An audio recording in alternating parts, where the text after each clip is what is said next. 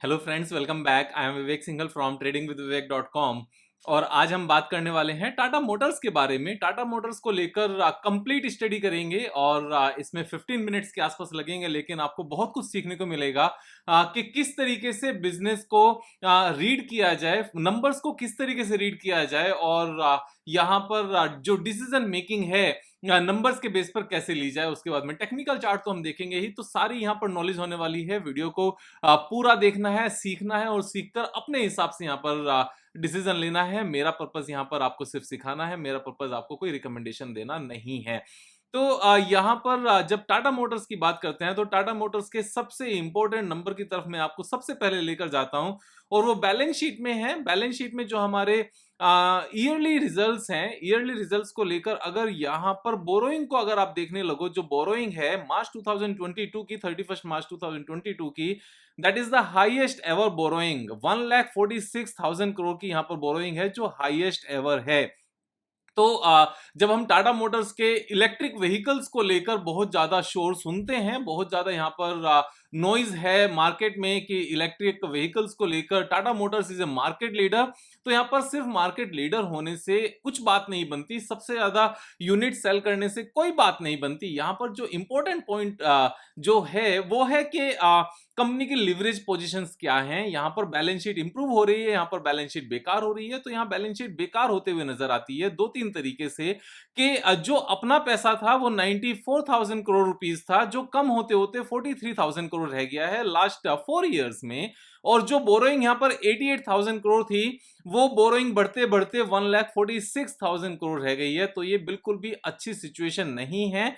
जहां पर fixed assets की बात करें तो जो इनकी पुरानी एसेट्स थी, क्योंकि ये यहाँ पर पूरा इलेक्ट्रिक व्हीकल्स की तरफ इनका फोकस है, जेएलआर को लेकर, खासतौर से जैगुआर एंड लैंड रोवर को लेकर, कि उनके लगातार न्यू इलेक्ट्रिक व्हीकल्स आते रहेंगे। इनकी एसेट्स भी चेंज हुई हैं एंड दैट्स व्हाई जो इनकी कुल मिलाकर एसेट्स थी उनमें बहुत ज्यादा चेंजेस नहीं है। लेकिन पोजीशन जो बैलेंस शीट थी, रिजर्व अपना 94,000 करोड़ से कम होते होते 43,000 करोड़ रह गया और बोरिंग यहां पर बहुत ज्यादा इंक्रीज हो गई है, हाईएस्ट एवर है। इस चीज को हम अगर हाईएस्ट एवर नंबर्स की बात करने लगे, so they have paid highest ever interest for the last 12 months. यहां पर ट्रेलिंग 12 मंथ्स के अगर हम नंबर देखें, P&L स्टेटमेंट अभी हम देख रहे हैं, तो इंटरेस्ट हाईएस्ट एवर है। ये हाईएस्ट एवर इंटरेस्ट का पे होना अच्छी बात नहीं है। और अगर नेट प्रॉफिटेबिलिटी की बात करने लगे, company is in A net loss for last 5 years consistently, starting from March 2019, उसके बाद में 20, 21, 22 और 22 के बाद अभी लेटेस्ट 12 मंथ्स में भी कंपनी 11,000 करोड़ के लॉस में है। So when a company is consistently making loss and there is no hope कि कंपनी यहां से अच्छा करेगी, तो उस सिचुएशन में हमें यहां पर थोड़ा सा अलर्ट हो जाना चाहिए। और कंपनी अच्छा नहीं करेगी अभी भी, उस चीज के यहां पर इंडिकेशंस क्या हैं, क्योंकि कंपनी की फाइनेंशियल पोजीशन स्ट्रांग होने के बदले लगातार डिटेरियरेट होती जा रही है, यहां पर बेकार होती जा रही है। उसके बाद में अगर क्वार्टरली रिजल्ट्स की भी बात करने लगे, तो जून क्वार्टर के जो रिजल्ट्स थे, अभी हम कंसोलिडेटेड नंबर्स यहां पर देख रहे हैं। कंसोलिडेटेड नंबर्स का मतलब है कि जो इंडियन कंपनी है वो भी और जो इसकी सब्सिडरी कंपनीज हैं, जो जैगुआर एंड लैंड रोवर है, उसको मिलाकर, यानी कि पूरी टाटा मोटर्स के जितने अंडर में जितनी कंपनीज आती हैं सबका टोटल करके हम नंबर्स देख रहे हैं।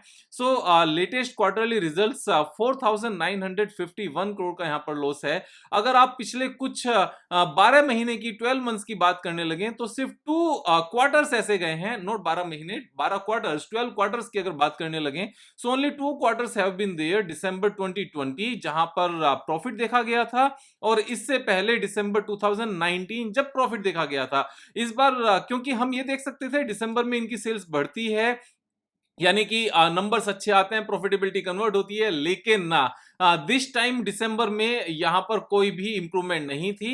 रेवेन्यू तो इंक्रीज हुई, लेकिन रेवेन्यू लास्ट दिसंबर के कंपैरिजन में तो रेवेन्यू भी इंक्रीज नहीं हुई थी, और ये नेट लॉस है, यानी कि नेट लॉस से निकल ही नहीं पा रहे हैं। और अभी जो ऑपरेटिंग प्रॉफिट था, जो ऑपरेटिंग प्रॉफिट पहले ठीक ठाक होता था, this is the lowest ever operating profit in last 8 quarters. Last lowest ever नहीं कहेंगे, लेकिन लास्ट 8 क्वार्टर क्वार्टर्स में सबसे कम ऑपरेटिंग प्रॉफिट है। ऑपरेटिंग प्रॉफिट का भी इतना ज्यादा बेकार हो जाना, यानी कि यहां पर इंटरेस्ट की मार तो पड़ ही रही है, साथ में जो ऑपरेटिंग प्रॉफिट है वो भी अच्छा नहीं है। तो ये कहीं से भी अच्छे इंडिकेशंस नहीं है अभी तक की। अगर हम बात करने लगे, अगर ओवरऑल हम एक बार टोटल भी बात करने लगे, तो लास्ट ऑलमोस्ट 8 इयर्स में there is no growth in the sales as well. 2015 से लेकर 2015 में कितनी सेल्स थी?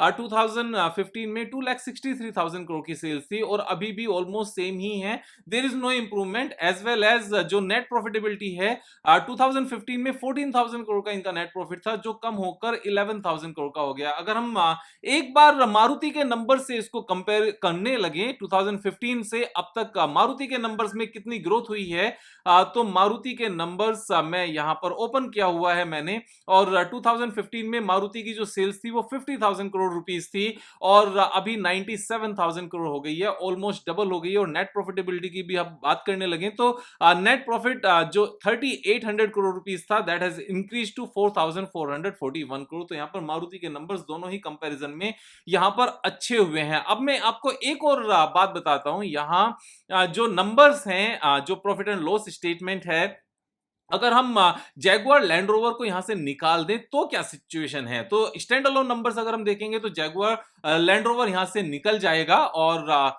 हमें एक्चुअल नंबर्स का पता चलेगा कि इंडियन यूनिट्स के क्या नंबर्स हैं। इंडियन यूनिट्स की अगर हम बात करने लगे, तो इंडिया की जो सेल्स है अदर देन जेएलआर, तो 55,000 करोड़ रुपीस की सेल्स है, और यहां पर लॉस ना के बराबर है। यहां पर लॉस ना के बराबर है, तो यानी कि यहां की सिचुएशन थोड़ी सी ठीक हो रही है। शायद लास्ट 3 क्वार्टर्स के कंपैरिजन में देखने लगे तो इंडियन यूनिट की सिचुएशन थोड़ी सी ठीक हुई है। अब अगर हम देखने लगे, यहां इस बात को समझें कि इंडियन यूनिट की जो यहां पर लॉस है, दैट इज 251 करोड़, और अगर हम कंसोलिडेटेड नंबर्स की बात करने लगे देन 11,810 करोड़ रुपीस, यानी कि जितना भी लॉस है यहां पर जेएलआर से आ रहा है। और जो सेल्स भी है, 80% सेल्स जेएलआर से आती है, और सिर्फ 20% सेल्स ही हमारी इंडियन यूनिट से आती है। तो जेएलआर एक्चुअल में सब कुछ बेकार करने पर लगा हुआ है, और उसकी इंप्रूवमेंट के कोई यहां पर स्कोप भी नजर नहीं आता। जहां पर जैगुआर की हम बात करने लगे ना, तो जैगुआर को लेकर मैं आपको कुछ प्रैक्टिकलिटी की बात करता हूं। यहां पर कुछ बातें बताता हूं। जो इन्होंने जेएलआर परचेज की थी वो 2008 में परचेज की थी।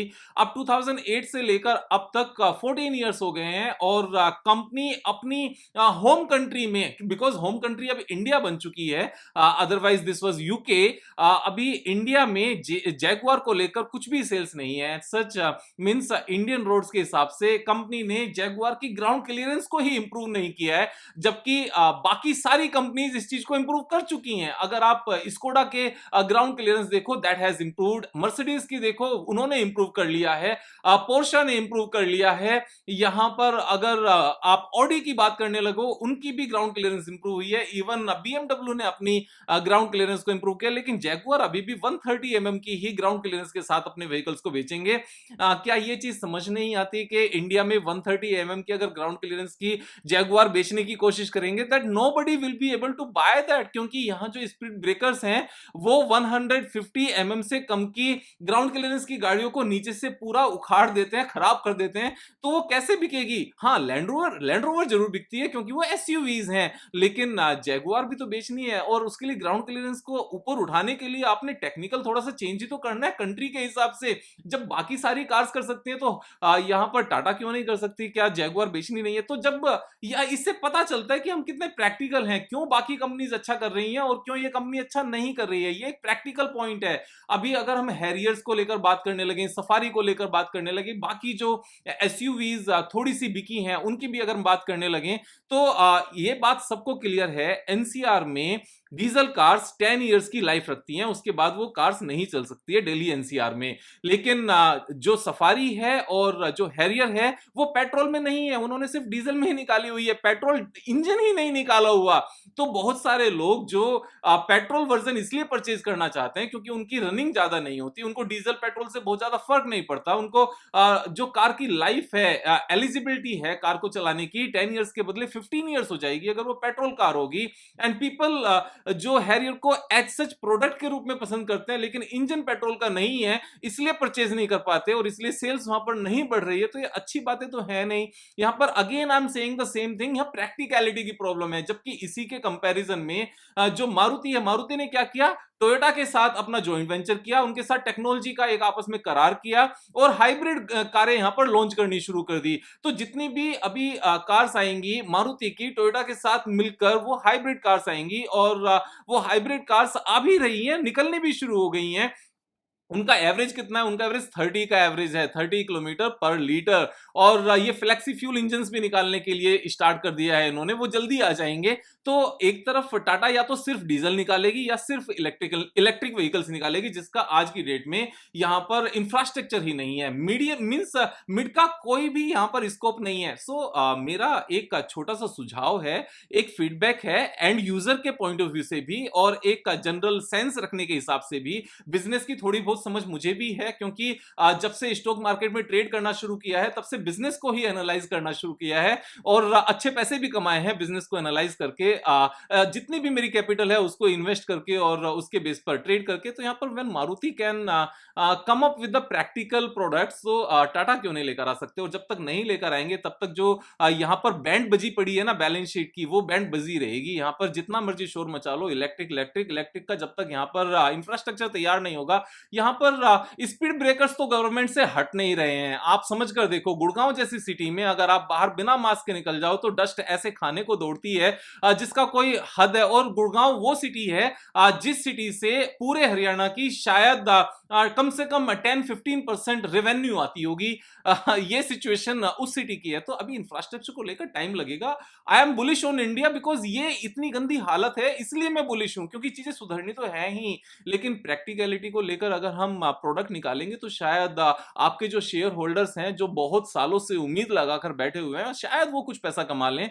तो यहां पर अगर हम टेक्निकल लेवल पर भी बात करने लगे तो अभी की जो सिचुएशन है वो बड़ी नाजुक है। खास तौर से अगर हम टाटा मोटर्स के यहां पर सपोर्ट की बात करने लगे, एक बार सपोर्ट लिया, दूसरी बार सपोर्ट लिया, तीसरी बार सपोर्ट लिया और इस बार ये सपोर्ट टूटती हुई नजर आती है। क्यों? क्योंकि नंबर्स यहां पर अच्छे आने की कोई उम्मीद नहीं है। क्यों? उसका भी रीजन है, जैगुआर की 20% सेल्स आती है अमेरिका से, वो वहां पर ग्रोथ थोड़ी सी रुकी हुई है। यूके से सेल्स आती है 15% के आसपास, वहां भी ग्रोथ रुकी हुई है। बची हुई यूरोप से आती है, वो भी 15% के आसपास, वहां भी सेल्स रुकी हुई है। चाइना में अपने आप से ग्रोथ वहां पर उतनी ज्यादा नहीं है। इंडिया में प्रोडक्ट बेच नहीं पा रहे हैं क्योंकि ग्राउंड क्लियरेंस इंप्रूव करने को तैयार नहीं है, प्रैक्टिकलिटी को लेकर तैयार नहीं है। तो बिकेगा क्या? 80% सेल्स तो जो जीएलआर से आती है, वहां कोई ग्रोथ नजर नहीं आती। तो यहां पर क्या सिचुएशन नजर आती है, ये सपोर्ट टूटती हुई नजर आती है। अगर ये सपोर्ट टूटती है तो नेक्स्ट सपोर्ट कहां पर आती है? नेक्स्ट सपोर्ट हमारी आती है 390 लेवल पर, नो 356 के लेवल पर। अभी जो प्राइस चल रहा है 398 चल रहा है। उसके बाद अगर ये भी टूटती है तो नेक्स्ट सपोर्ट आती है हमारी इस लेवल पर। ये थोड़ा सा नीचे आ जाएगा, हमारा ये सपोर्ट आएगी।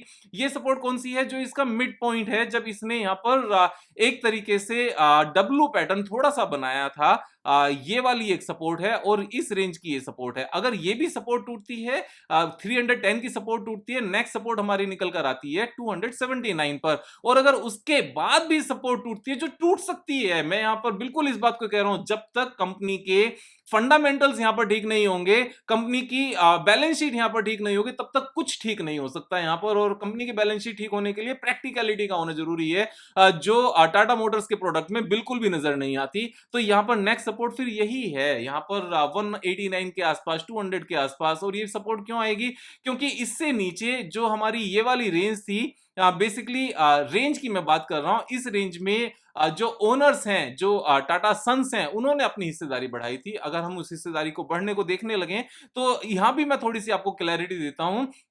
ये हिस्सेदारी बढ़ी थी मार्च 2021 में, जब 42% से बढ़कर 46% हो गई थी। लेकिन मैं आपको एक और नंबर दिखाना चाहता हूं, पब्लिक के पास, रिटेल पब्लिक के पास आज की डेट में कितनी हिस्सेदारी है? 24.57% से लेस करके अगर 6% को लेस कर दें तो यहां पर 18.5% यानी कि 19% के आसपास रिटेल पब्लिक के पास हिस्सेदारी है, जो अब से कुछ क्वार्टर्स पहले ही इससे काफी कम थी। 28 में से 11 अगर लेस करने लगे यहाँ पर 12 लेस करने लगे तो ये 16% से बढ़कर 19% हिस्सेदारी हो गई रिटेल पब्लिक के पास। यानी कि रिटेल पब्लिक के पास बढ़ी है, यानी कि इंस्टीट्यूशंस ने कम की है, इंस्टीट्यूशंस ने कम।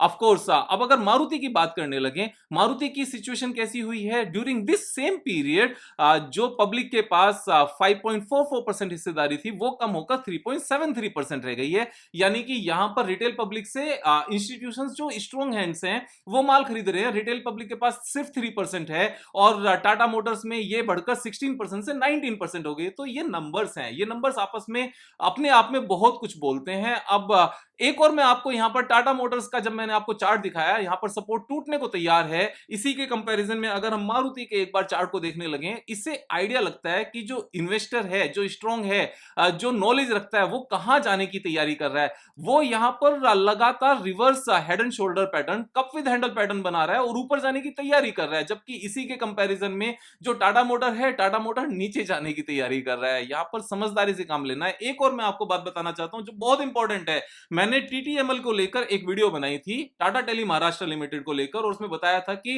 कंपनी के जो फाइनेंशियल्स हैं वो वर्स्ट फाइनेंशियल्स हैं। उसके बाद में क्या हुआ था, उसके बाद ये स्टॉक नीचे आना शुरू हुआ था, उसके बाद वापस से ऊपर गया और हर किसी को लगा कि विवेक भाई आपने कुछ समझाया नहीं, आपको खुद को सीखने की जरूरत है। स्टॉक प्राइस तो ऊपर चला गया। एक चीज और समझ लो, हमेशा कभी भी कोई भी बेकार कंपनी टेम्परेरी बेस पर ऊपर जा सकती है और अच्छी कंपनी टेम्परेरी बेस पर नीचे जा सकती है। लेकिन जो अच्छी कंपनी है उसकी बेसिक नेचर फाइनली ऊपर जाने की है, और जो बेकार फंडामेंटल्स हैं उसकी बेसिक नेचर फाइनली नीचे आने की है। उसके बाद में नीचे ही है, उससे कुछ रिजल्ट नहीं निकला और 50% डाउन ही है। उसके बाद में सेम यहां पर क्या चीज नजर आई थी, Tata Elxsi. Tata Elxsi is a good company, very good company. लेकिन यहां पर जो मैंने एनालिसिस की थी, उस एनालिसिस में मैंने यही बताया था कि इस लेवल के आसपास मैंने एनालाइज किया था कि यहां से ऊपर जा सकती है टेम्परेरी बेसिस पर, लेकिन जो ओवरऑल चार्ट पैटर्न्स यहां पर कहता है, वो यहां से ये कहता है कि ये नीचे गिरेगा। लेकिन पहले एक बार ऊपर गया और फाइनली क्या हुआ, ऊपर जाने के बाद में अच्छे से पिटाई कर दी। और जब ये ऊपर जा रहा था, everybody in the sense means जो यहां पर नोविस ट्रेडर्स हैं, जो इग्नोरेंस में हैं, जो समझदारी की थोड़ी सी कमी है और सीखना नहीं चाहते, एक ही पॉइंट निकल कर आया था, विवेक भाई आपके एनालिसिस खराब हो गई। मेरी एनालिसिस यहां पर रिकमेंडेशन करने की नहीं है। माई एनालिसिस इज कि यहां पर अगर फंडामेंटल्स ये कह रहे हैं कि कंपनी इतना हाई वैल्यूएशन यहां पर सपोर्ट नहीं दे सकती उस चीज को, और ये बर्दाश्त नहीं कर सकती और वो नीचे आने की उम्मीद है, तो यहां सावधान रहने की जरूरत है। यहां पर इमीडिएटली ठीक होना या गलत होने की बात नहीं है। यहां पर अपने पैसों को समझदारी से अच्छी कंपनीज में, जहां पर बिजनेस भी सपोर्ट कर रहा हो, फाइनेंशियल्स भी सपोर्ट कर रहे हो, टेक्निकल्स भी सपोर्ट कर रहे हो, वहां पर सस्ते प्राइस पर लेने की जरूरत है और ऊपर बेचने की जरूरत है। हम कंपनी जब यहां पर 1500 कंपनीज लिस्टेड हैं, तो जरूरी है कि जहां पर प्रॉब्लम्स हैं उसी में जाना है, वहां जाने की जरूरत नहीं है। वहां सिर्फ तब जाना चाहिए जब 10 रुपए की चीज एक्चुअल में जिसकी फेयर वैल्यूएशन 10 रुपए हो, 10 रुपीज हो, और वो 2 rupees per, 3 rupees per, 4 rupees per मिल रही हो। इस तरह की कंपनीज को लेकर भी मैं डिस्कशन करता हूं, जो मैंने काफी कम कर दिया है, क्योंकि सबको समझ नहीं आता, बर्दाश्त नहीं होती और होल्डिंग पावर नहीं होती और जरूरत से ज्यादा पैसे लगा देते हैं। इसलिए मैंने उन चीजों को डिस्कस करना कम किया है। लेकिन उन कंपनीज में बहुत अच्छे पैसे भी कमाए जाते हैं। जैसे मैंने जेपी पावर को 2.65 पर डिस्कस किया था और 2.5 से वो 11 रुपीज प्लस तक गया था। अभी फिर से अपॉर्चुनिटी है। लेकिन टाटा मोटर्स को लेकर क्या करना है, आप खुद समझदार हो। मैंने यहां पर पूरी कैलकुलेशन कर दी है, सारी चीजें मैंने समझा दी है। अगर सब्सक्राइब नहीं किया है चैनल को सब्सक्राइब कर लें, और दोस्तों के साथ शेयर नहीं किया तो दोस्तों के साथ शेयर कर लें। कल फिर मिलेंगे एक नई वीडियो के साथ, तब तक जय हिंद।